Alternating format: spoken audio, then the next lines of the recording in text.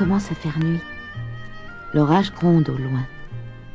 Un feu de bois brûle dans la haute cheminée de pierre, juste derrière le dos du capitaine Louis Maréchal, qui observe son petit-neveu. Toute la longueur d'une immense table les sépare. Clarisse sert le dîner. Elle est étrange, silencieuse, habillée de noir. Sébastien ne peut s'empêcher de la regarder quand elle passe près de lui. Il y a dans les yeux de Clarisse quelque chose d'infiniment triste et de mystérieux. Mais ce qui attire plus encore le regard de Sébastien, c'est un portrait. De temps à autre, dans la pénombre de la grande pièce, un éclair illumine cette image d'une très belle jeune femme. Tu n'es pas bavard, mon garçon. Pas affamé non plus. Qu'est-ce qu'on t'a dit de moi? Rien. J'ai peu. T'as une bonne tête. La tête d'un garçon qui n'emmène pas large, mais une bonne tête. Quel âge as-tu exactement? 12 ans. Et comment trouves-tu Morsan? Ben, c'est beau, c'est grand, mais c'est pas gai. C'est peut-être à cause de l'orage. Probablement. Ton père était étonné de recevoir une lettre de moi, je suppose. Ah bah oui alors, et moi encore plus. Je savais même pas que vous existiez. Pierre ne parle jamais de son oncle? Bon, il paraît qu'il vous a vu 2 fois dans sa vie. C'est pas beaucoup pour parler de quelqu'un, hein. Il m'a dit que si je voulais des détails, j'avais qu'à vous les demander.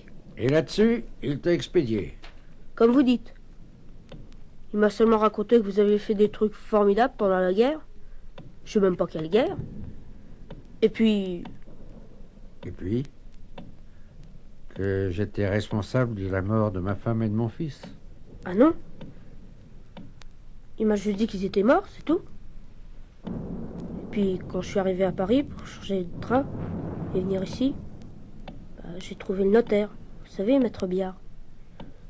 Il m'attendait sur le quai de la gare. Lui, alors, il m'a dit qu'il valait mieux pas que je vous parle de ces choses-là. Alors, excusez-moi d'en avoir parlé. Voilà. En somme, on a pitié du vieux crocodile.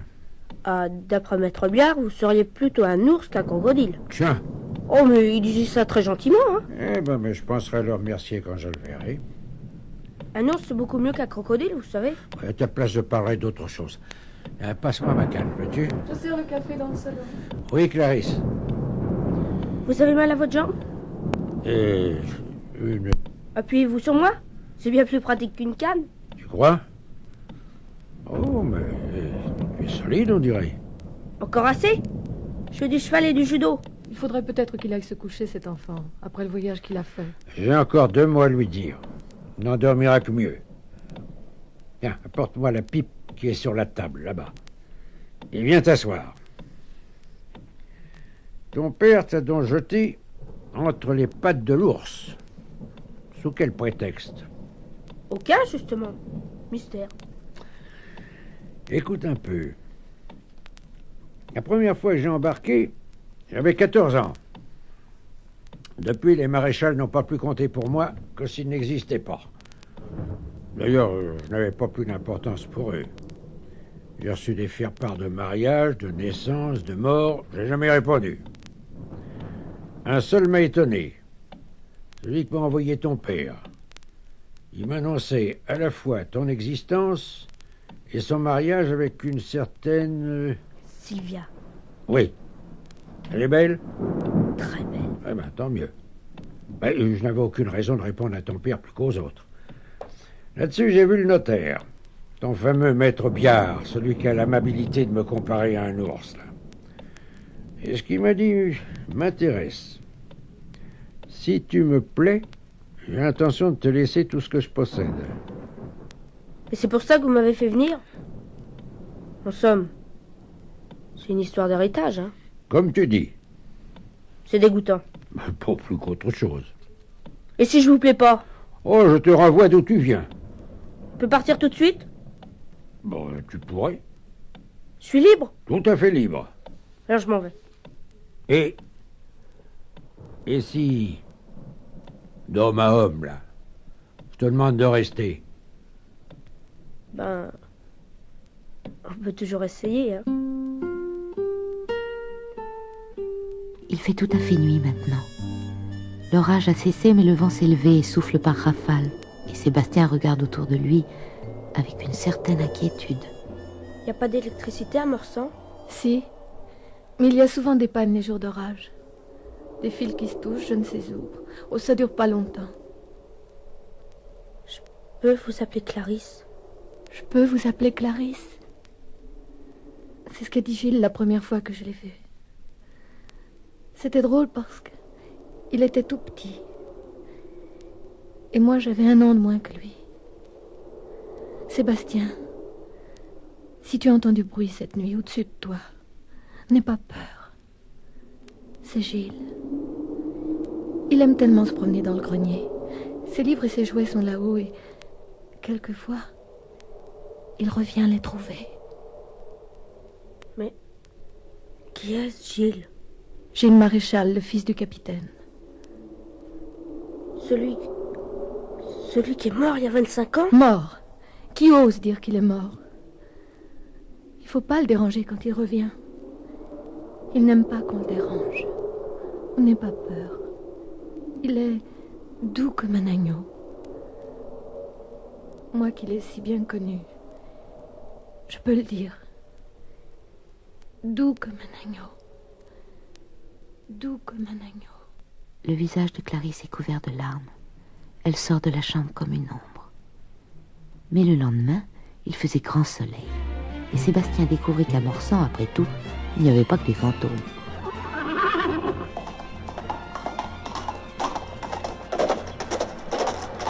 Vas-tu descendre de ce machin-là? Il me donne le vertige. C'est le diable, cette bête-là, il va te fiche par terre. Pas de danger, j'ai fait faire 10 kilomètres à fond de train, il est calmé. Eh ben, tu te lèves de bonne heure, toi. Je peux pas dire. Par où es-tu sorti? Bah, par la porte, comme tout le monde. Je peux pas passer à travers les murs comme Gilles. Il ne faut pas rire de certaines choses. Ça te porterait malheur. Jonathan,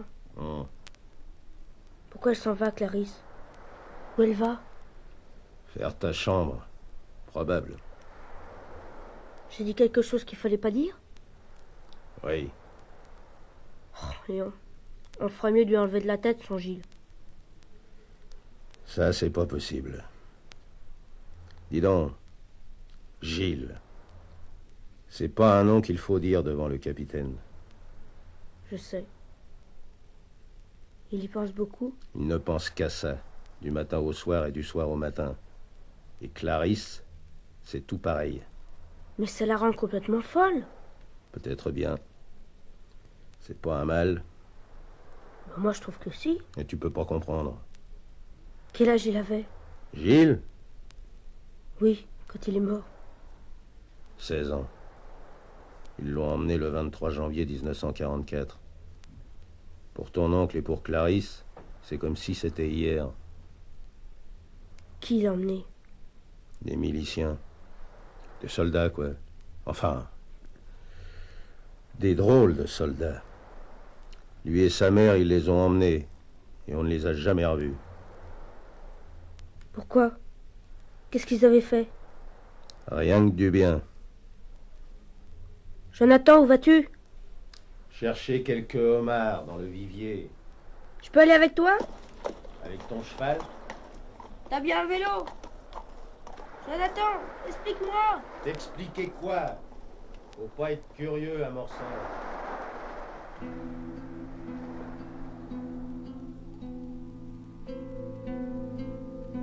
Sébastien ne put rien tirer de Jonathan avant la falaise. Cette falaise où se dressait une grande croix de bois face à la mer. Ici, le vent soufflait plus fort qu'ailleurs et la mer grondait tout en bas, comme si elle voulait lutter contre cet immense obstacle qu'elle rencontrait à marée haute. Sébastien tenait le cheval par la bride. Il essaya de se pencher au bord de la falaise pour voir. Veux-tu te sauver de là? Un coup de tête et vous piquez une tête par-dessus bord, toi et ta bestiole. Ça ne pardonne pas le plongeon, tu sais. C'est comme ça qu'il est mort, Joseph Stéphanie? Qui t'a parlé de ça? Clarisse? Elle m'a dit aussi que Joseph Stéphanie était un traître. M'étonne pas. Il aura mieux fait de se taire. Qui c'était, Joseph Stéphanie? Un marin. Un bon marin, quand il n'était pas sous. Qui l'avait trahi? Veux-tu finir de poser des questions? Décampe de là, c'est dangereux. Attache ton cheval près de mon vélo et viens. Le vivier, il est tout en bas, dans la baie de Morsan. Hé, Jonathan, attends-moi! T'es plus à l'aise à cheval que dans les rochers, pas vrai, mon vieil? Est-ce que c'est beau? Ouais, c'est la baie de Morsan. Le canot qui est au sec, je m'en sers pour ramasser mes casiers. Et le bateau qui est mouillé là-bas, c'est la Marie Morgan. Les gens disent que c'est le bateau du malheur. Pourquoi ils disent ça? Parce que c'est vrai. Allez, aide-moi donc à sortir les homards du vivier. Il m'en faut 5. Mais pourquoi on dit que c'est le bateau du malheur, la Marie Morgan? Tu ferais mieux de regarder mes homards. Avec ton canon, on pourrait aller le voir de plus près, ce bateau. À toi alors, quand t'as une idée dans la tête. Aide-moi au moins à le pousser, le canot. C'est pas moi qui vais le mettre à flot tout seul. Allez, pousse, bon sang. La Marie Morgan, c'est le bateau de mon oncle? Ouais, heureusement qu'il y en a d'autres. Celui-là est à moitié pourri. Alors il s'en sert jamais? Si, quand il navigue. C'est à bord de cette vieille carcasse. Pourquoi? Pour se rendre malade, il va à la pêche aux souvenirs et quand il revient, il est pire qu'en partant. Plus triste. Ouais, J'ai dit... plus triste. c'est ça, oui. Plus triste.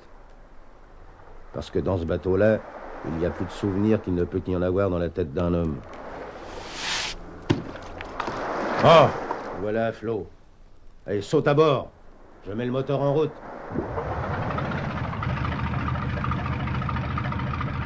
Plus ils approchent de la Marie Morgan, plus Sébastien se sent attiré par ce vieux chalutier dont il devine qu'il fut peint de rouge, de vert et de noir. Mais ses flancs ont aujourd'hui une couleur roussâtre presque unie. Un large panneau de bois rivé à son étrave comme une pièce cousue sur des haillons camoufle une ancienne blessure. Et le treuil pourri de rouille, rongé de sel, avoue que depuis longtemps, il ne vire plus aucun chalut gonflé de poissons. Voilà, tu voulais voir, tu as vu. On peut pas monter à bord? S'il n'y a que ça pour te calmer.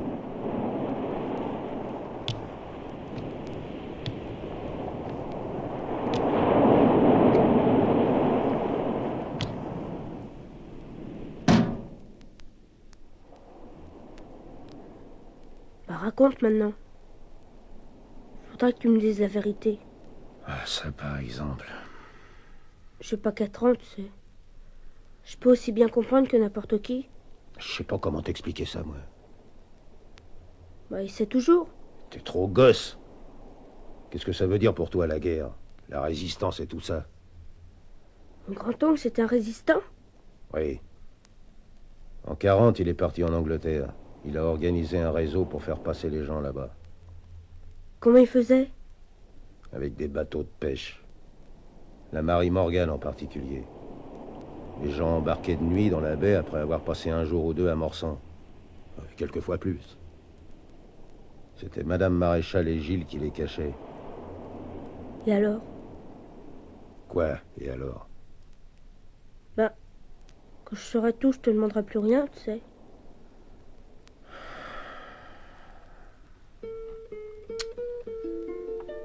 La Marie Morgan.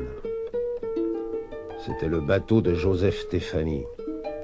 Et Joseph, c'était un compagnon de ton grand-oncle dans la Résistance. Celui qu'il préférait, peut-être. En janvier 44, ton oncle était en Angleterre. Et Joseph Stéphanie faisait les passages entre la Bretagne et là-bas.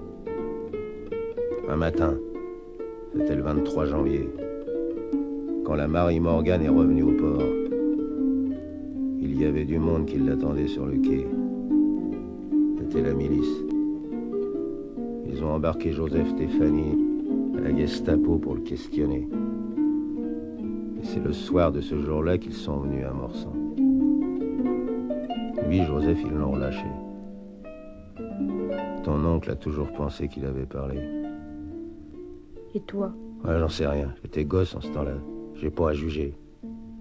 Après la guerre, d'autres s'en sont chargés.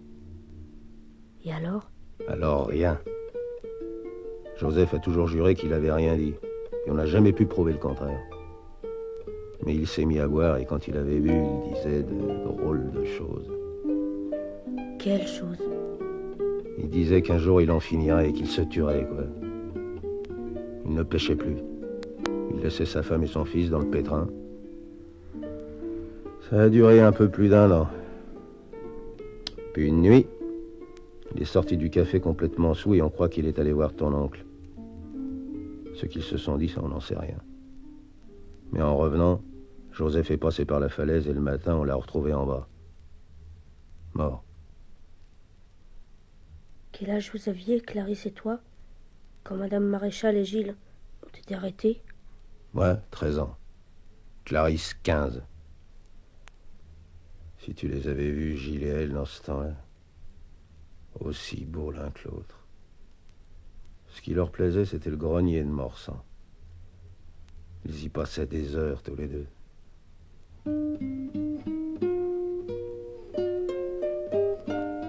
Le grenier de Morsan. Sébastien n'a plus qu'une idée. Y aller à son tour. Retrouver les souvenirs de Gilles et de Clarisse. Il est extraordinaire ce grenier, plein de merveilles. Des coffres bourrés de costumes, des jouets, des livres, de vieux meubles, un grand miroir à cadre doré, un lustre de cristal et des photos.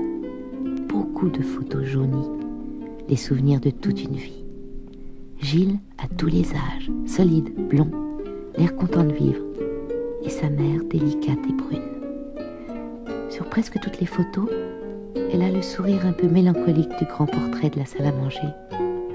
Et sur certaines images, le capitaine Louis Maréchal est là, entre sa femme et son fils. C'est à peine si Sébastien le reconnaît. Il paraît tellement plus jeune et surtout plus heureux. Soudain, Sébastien sort d'un coffre un livre qui s'ouvre tout seul à une page, comme si cette page avait été lue et relue plus que le reste de l'ouvrage. Au temps du beau roi Gradelon, la ville d'Is était la plus belle cité de Cornouailles. Belle mais fragile, puisque seule une digue la défendait contre les flots. Et le roi gardait précieusement la clé d'or qui ouvrait les écluses. Une nuit, sa fille s'en empara et courut ouvrir les vannes. Alors les flots s'engouffrèrent et la belle cité fut engloutie. Mais la fille du roi fut changée en sirène. On l'appela Marie Morgane,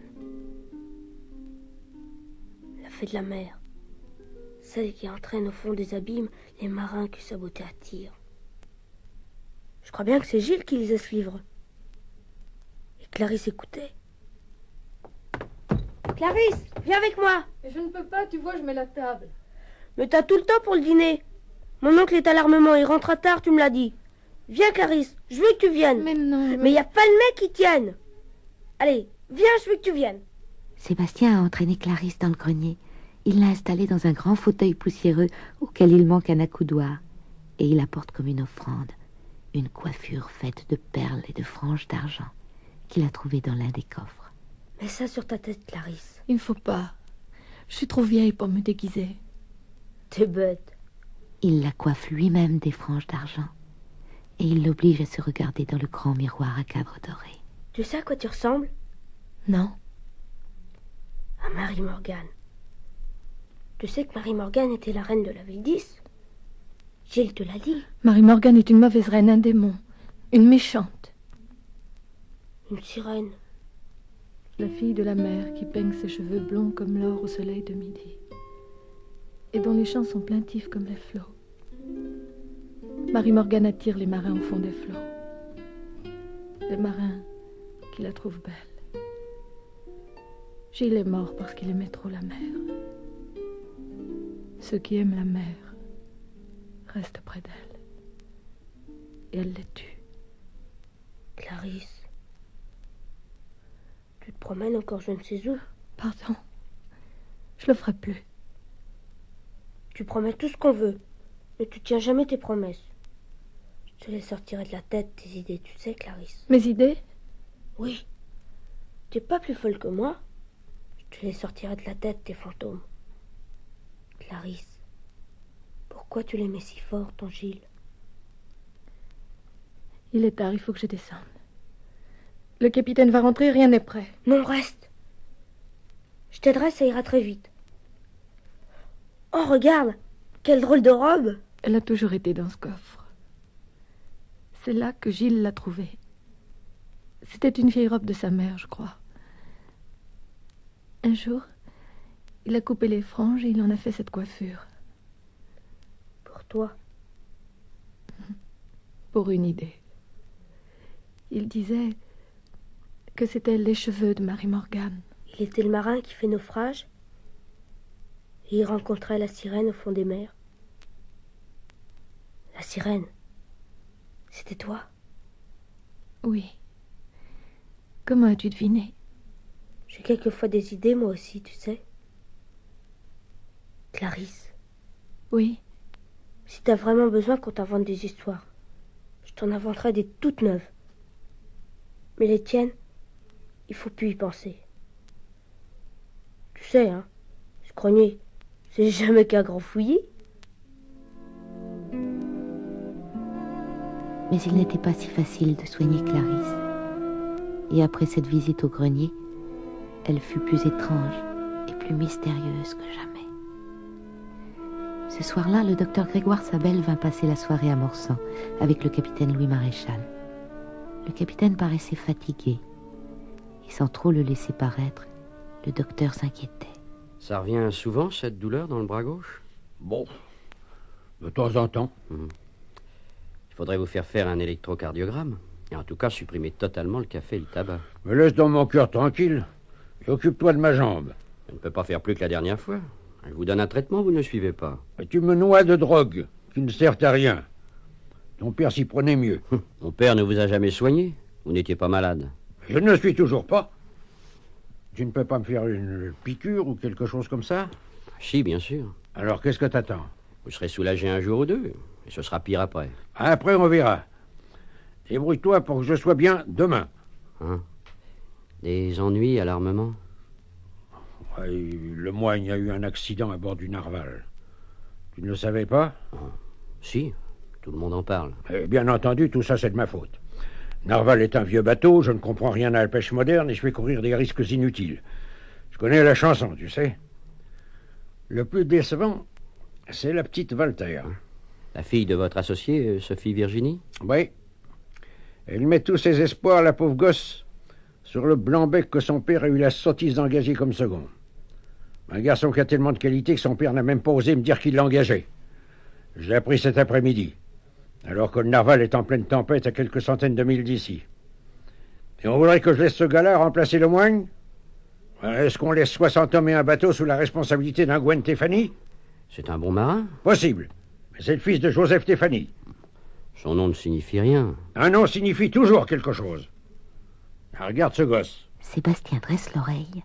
Il écoute le portrait que fait de lui son grand-oncle. Il a les qualités et les défauts des maréchals. Il est têtu, brutal. Ça m'arrive d'être stupide, mais il n'est pas lâche. Et tes familles sont lâches. Et va te coucher, toi. Est-ce qu'un maréchal est obligé d'obéir? Quand c'est moi qui commande, oui. Les maréchals sont très orgueilleux, je trouve. Peut-être. Allez, bonsoir, garçon. Bonsoir, capitaine. Au revoir, docteur. Dors bien, mon bonhomme. Je sais que t'es un drapeau de colle, à Roxane. Tu vas encore dormir sur mon lit? Le chien l'a adopté. Il n'y a pas que le chien. Hein. Ouais, c'est vrai.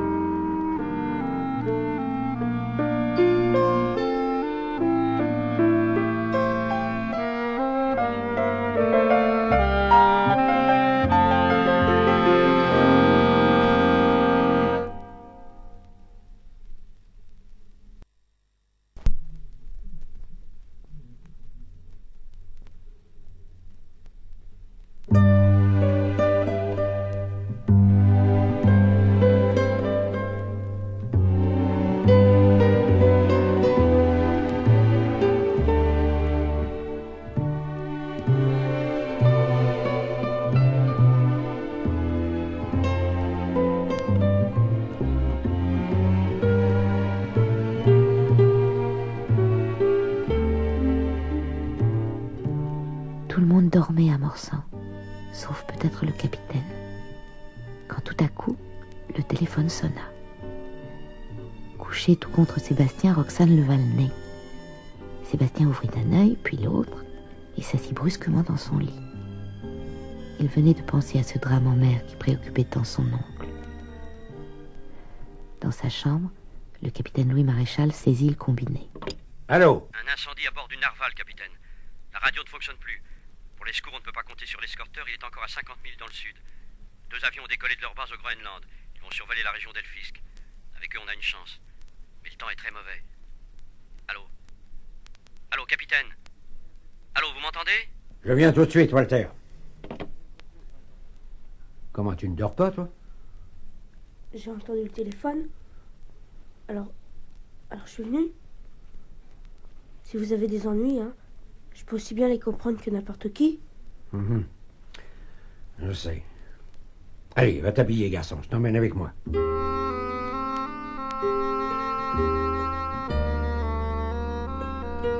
L'aube se levait à peine lorsqu'ils arrivèrent. Une foule déjà importante attendait à la porte de l'armement. C'étaient les familles des marins du narval. Des regards inquiets, souvent agressifs, suivaient le capitaine. Mais personne n'osa lui adresser la parole. Arrivé dans le hall, Louis Maréchal regarda Sébastien. Et va me chercher un paquet de tabac au café de la Marine. Tu sais où c'est? Je crois que oui. On est passé devant tout à l'heure avec la voiture. Tu n'as pas peur? Non? Pourquoi j'aurais peur? Tu pourrais, ce ne serait pas un déshonneur. Sébastien traversa de nouveau la foule qui attendait. Et il est vrai qu'au fond de lui, il avait un peu peur. Il courut d'une seule traite jusqu'au café de la Marine. Un jeune garçon était adossé au mur près de la porte. Sébastien le regarda. Le garçon lui rendit son regard. Et Sébastien, il eut du mépris, presque de la haine. Je voudrais un paquet de tabac pour le capitaine Louis Maréchal. Du gris alors? Je crois que oui. Lorsque Sébastien ressortit du café, le garçon était toujours là. Sébastien se mit à courir. Le garçon aussi. Sébastien ralentit. Le garçon en fit autant.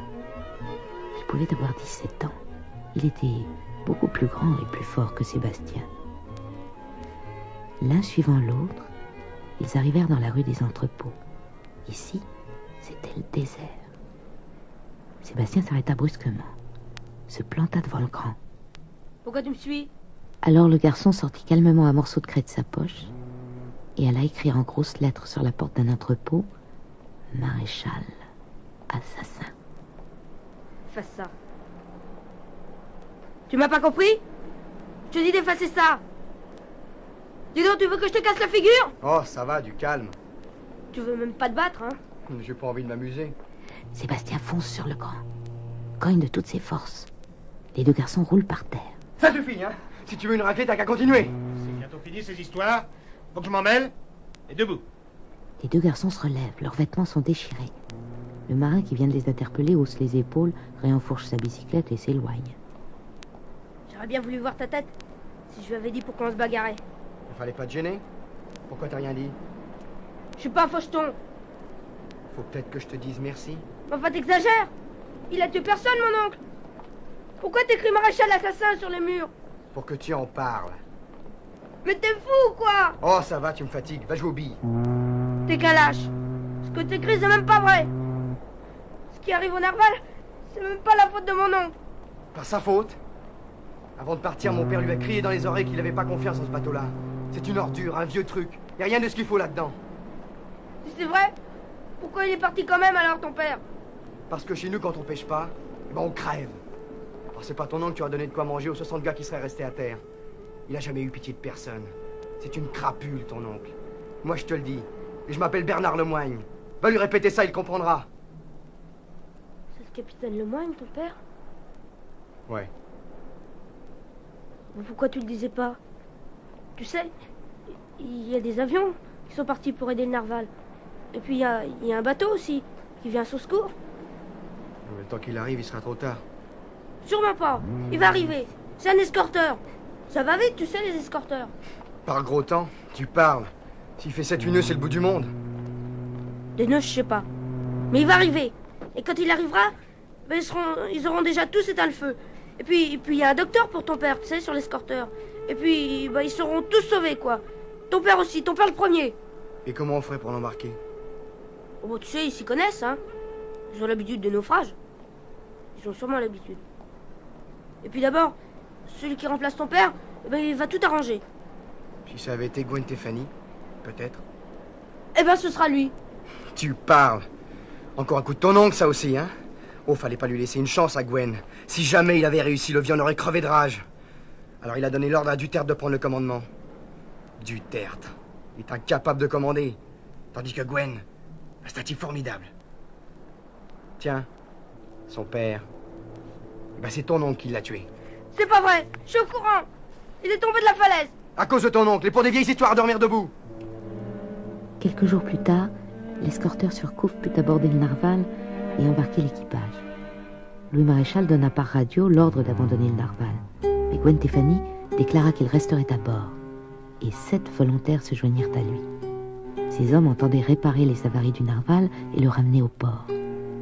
Ce refus d'obéissance de Gwen Stefani fut de l'héroïsme pour certains, pour d'autres c'était une folie. Beaucoup pensaient que Gwen ne réussirait pas. 3 semaines plus tard, cependant, on annonçait le retour du narval.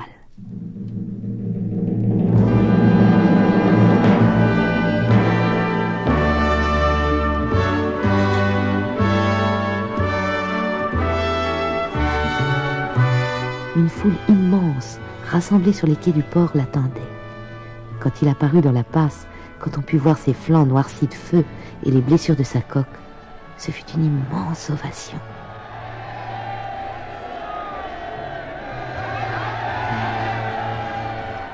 Le capitaine Louis Maréchal restait impassible au milieu de cette joie. Il monta à bord, remercia l'équipage des volontaires, mais il passa devant Gwen Stefani sans lui tendre la main.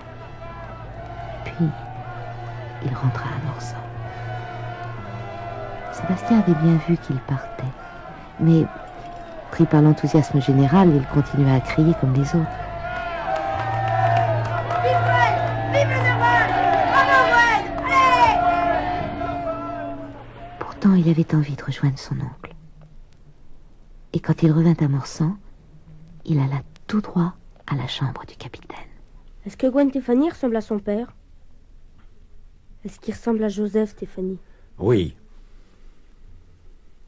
Il vous a quand même ramené votre bateau? Avec le poisson qu'il y avait dedans? Vous auriez pu lui dire merci. Monsieur Walter a dit qu'il vous attendait pour... Je sais pas moi. Pour parler avec Gwen Stefani et vous occuper de tout ça. Il paraît que c'est à vous de décider. Il m'a pas dit de vous le dire, hein. C'est moi qui ai entendu. Ben, je n'irai pas. Ah. Vous les laisserez se débrouiller tout seuls. Ça vous est égal ce qu'ils penseront? Oui. Et ce que je pense, moi? Ça vous est égal aussi? Non. C'est pour ça que je suis revenue. Fallait que je vous trouve. Si vous aviez pensé que je vous laissais tomber, ça aurait été bête. Vous l'avez pensé? Oui. C'est marrant comme on se trompe.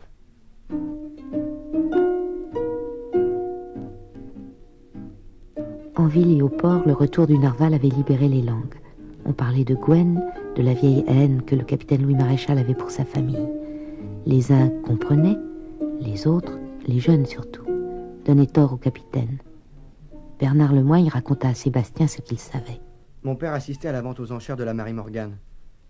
Il paraît que c'était pas beau à voir. Ton oncle l'a eu presque pour rien, parce que personne n'en voulait. C'était le bateau du traite, tu comprends. N'empêche que quand Joseph Stefani est mort, sa femme avait plus de bateau, plus d'argent, et il fallait qu'elle élève son fils. Alors elle s'est mise blanchisseuse. On la voyait au lavoir par tous les temps, qu'il pleuve ou qu'il vente.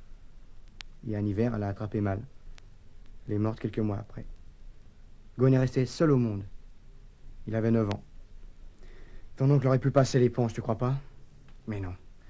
Il l'a laissé embarquer à l'assistance, sans lever le bout du doigt, à croire qu'il était content. Seulement, en fin de compte, il a manqué son affaire, ton oncle. Parce que Gwen, c'est quelqu'un. La preuve, il est devenu second à 25 ans. C'est sa façon à lui de se venger du vieux. Tu sais, toi, j'étais à la bonne. Et j'aimerais pas m'appeler maréchal. Je suis le fils de mon père, moi. C'est pas de ma faute si on s'appelle maréchal. Mon oncle, je le connaissais même pas. Eh ben, tu le connais maintenant. Qu'est-ce qui ne va pas, hein? Tu t'ennuies à Morsan? Non. J'ai décidé de partir, c'est tout. Tu es bien mystérieux, mon garçon. Je m'en vais demain. Je prends le train pour rentrer chez moi. Oui, j'avais compris. J'ai trop de choses. Quelle chose? Tout ce que vous avez fait au Stéphanie. Je suis pas d'accord. C'est pour ça que je m'en vais. Ah, très bien.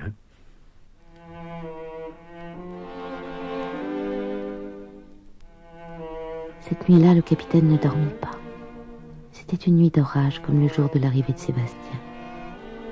Un vent dur faisait trembler la vieille demeure, et Louis Maréchal écoutait le grondement lointain de la mer que lui apportait le vent d'ouest. Longtemps, il regarda le pastel suspendu au-dessus de la cheminée dans sa chambre. C'était le portrait de Claire et de Gilles. Deux profils dont l'image et le souvenir ne le quittaient jamais.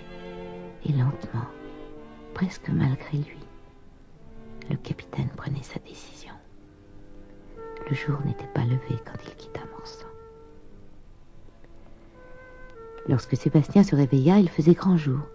Pris d'un remords, il s'habilla très vite et alla frapper à la porte de son oncle. Personne ne répondit. Il entra et vit que la chambre était vide. Il descendit dans le hall. Roxane gémissait tout contre la porte. Et Sébastien se rappela brusquement un récit que lui avait fait le capitaine un jour en se promenant. Il y a des marins qui aiment la mer au point de vouloir y mourir. J'en ai connu un. Qui c'était? Jules Gallouédec. Il était chef saleur à bord du Hardy. Il était de Saint-Malo. Force d'économie, il avait acheté un petit macrotier. Puis il allait à la pêche comme ça quand ça lui plaisait. Je te parle du temps de la retraite, hein, quand il était vieux. Il avait 2 filles et 4 fils, qui l'ont bien soigné quand il est tombé malade. Mais un matin, sa fille aînée qu'il veillait s'est endormie de fatigue. Et quand elle s'est réveillée, elle était seule. C'était un jour d'orage, il y avait du vent. À l'aube, Jules était parti en mer.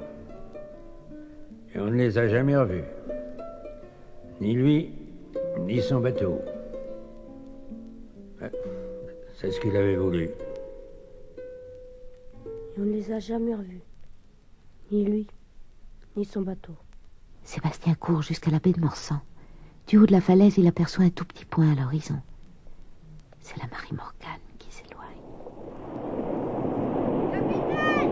Sébastien dégringole à toute allure le chemin rocailleux qui mène à la plage. Il veut atteindre le canot de Jonathan. Il lui faut plonger dans l'eau et nager jusqu'au canot, mais il n'a pas peur. Il veut rattraper la Marie Morgane. Il met le moteur en route, fonce à la poursuite du vieux chalutier.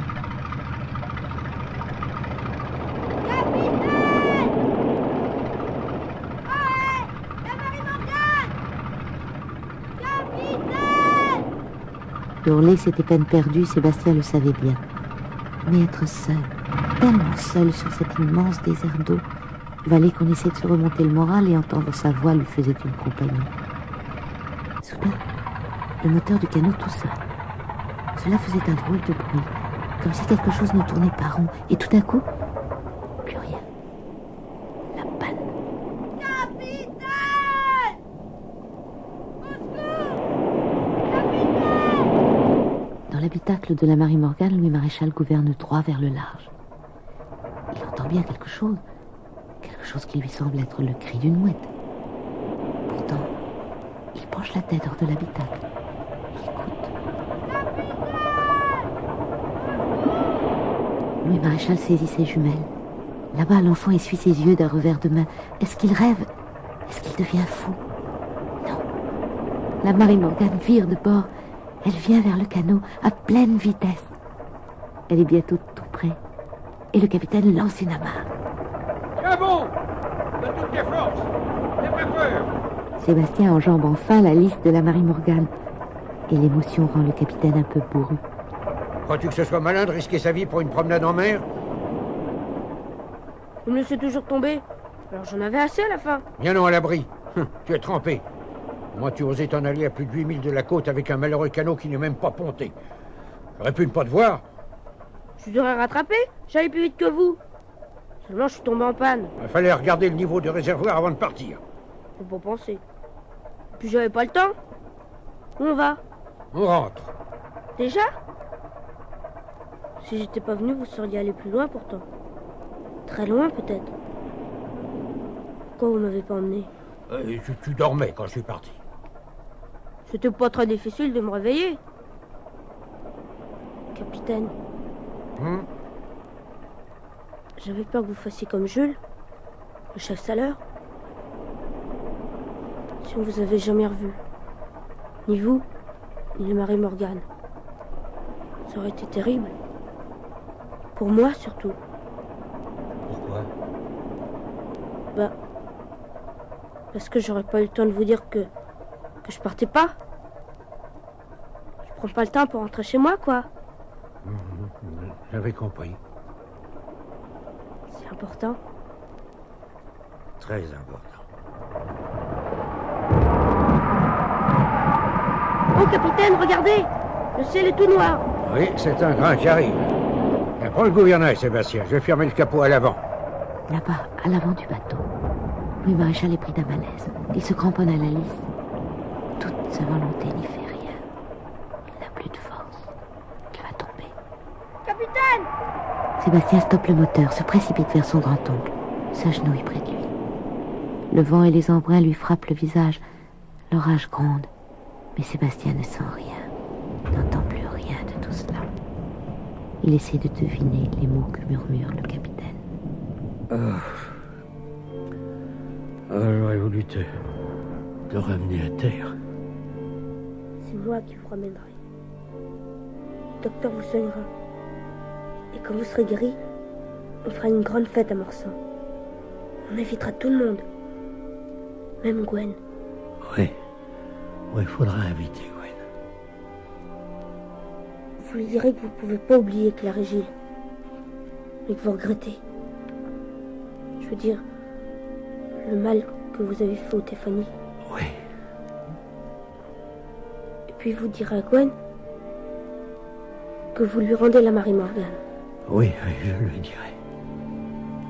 Et puis, vous lui donnerez le narval aussi. Le narval? Oui. Parce que c'est lui qui l'a ramené au port. Il faut lui donner. Puis, il s'occupera de l'armement avec M. Walter. Vous voulez bien? Tu crois que... Oui, mais ça vous sera bien égal s'ils mettent des trucs nouveaux sur les bateaux. Parce que vous serez aux jonquières avec moi. La main du capitaine Louis Maréchal se crispe un peu sur celle de Sébastien. C'est comme une réponse. Et puis, elle devient lourde, inerte. Et c'est maintenant seulement que Sébastien sent le goût des larmes chaudes qui inondent son visage. On sera aux jonquières. Avec moi. Pour toujours.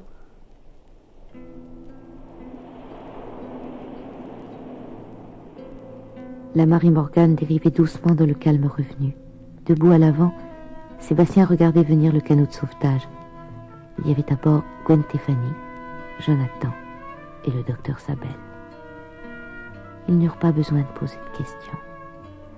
À voir le visage de Sébastien, ils comprirent que le capitaine Louis Maréchal n'était plus de ce monde. L'enterrement eut lieu le lendemain. À peine sorti du cimetière, Sébastien annonça qu'il voulait faire une grande fête à Morsan et qu'il inviterait beaucoup de monde. Gwen Téphanie en particulier. On crut d'abord que la mort du capitaine avait été pour lui un tel choc qu'il en perdait un peu la tête, et ni Jonathan ni Clarisse n'osèrent le contrarier. La fête eut lieu le soir même. Clarisse fit ce qu'elle put pour égayer la vieille demeure, selon la volonté de Sébastien. Il voulait des fleurs partout et de la gaieté. Il voulut que le couvert fût mis à la place du capitaine, comme si on l'attendait. Et il plaça Gwen à la droite de cette place vide. Quand on en arriva au dessert, Sébastien se leva. Il regarda Gwen Stefani. Tu sais, le capitaine et moi, on s'est dit des choses sur le bateau. Il voulait faire une grande fête à Morsan. Et il t'aurait invité. Seulement, il n'a pas eu le temps, tu comprends. Alors je vais faire sa place. Tout ce que je vais te dire, c'est comme si c'était lui qui te le disait. Il te donne la Marie Morgane. Et le narval. Parce que c'est toi qui l'as ramené au port. Il veut que tu t'occupes de l'armement avec Monsieur Walter. Et puis tu sais, Gwen, quand le narval sera réparé et tout repas à neuf, c'est toi qui le commanderas. Et je crois que mon oncle aurait voulu que tu m'amènes au Groenland. Tu veux bien m'emmener? Il fut très difficile de décider Gwen à accepter tout ça. Mais Sébastien y mit tant de conviction. Il voulait tellement convaincre qu'à la fin, Gwen Stefani fit exactement ce qu'il voulait. Et aujourd'hui, c'est le grand départ. Sébastien est là-haut, sur la passerelle du narval, près de Gwen qui lance les ordres. Larguez devant. Pareil, capitaine. Barre à 10. En avant lentement. Alors, Moussaillon, tu ne regrettes rien? Il y en a pour 3 mois de campagne de pêche, ça va être dur. Tant mieux si c'est dur. Parce que mon grand-oncle, il disait que plus c'est difficile au début, meilleur on est plus tard. C'était quelqu'un de formidable, hein, mon grand-oncle, tu sais, Gwen. Ouais. Quelqu'un de formidable. Tu lui en veux plus? Non, bien sûr. J'ai beaucoup d'estime pour lui. Alors elle est bien finie, la vieille histoire. On n'en reparlera plus jamais. Jamais plus. Fini les vieilles rancunes. Oh, dis donc, regarde-la sur les quais. On croirait qu'ils voudraient tous partir avec nous. On a de la chance, Gwen. Oui, Moussaillon, on a de la chance. Tu sais, Gwen, moi, je veux être marin. Comme mon grand-oncle. Ils s'en vont pour très longtemps, dans la brume ou dans le vent, comme les nuages s'en vont en voyage, les marins quittent le port. Ils ont le souvenir d'une larme ou d'un sourire, et dans leur bagage peut-être une image, mais ils partent sans remords.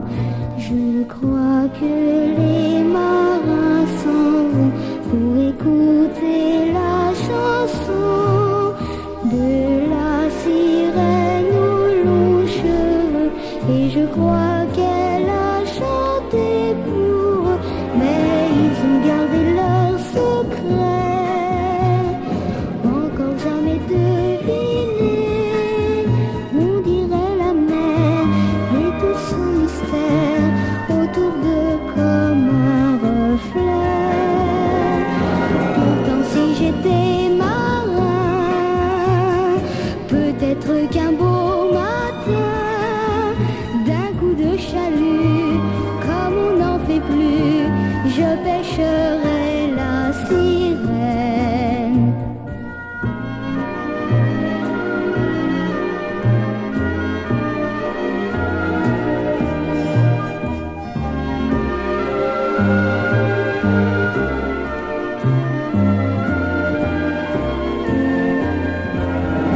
Pourtant si j'étais marin, peut-être qu'un beau matin, d'un coup de chalut,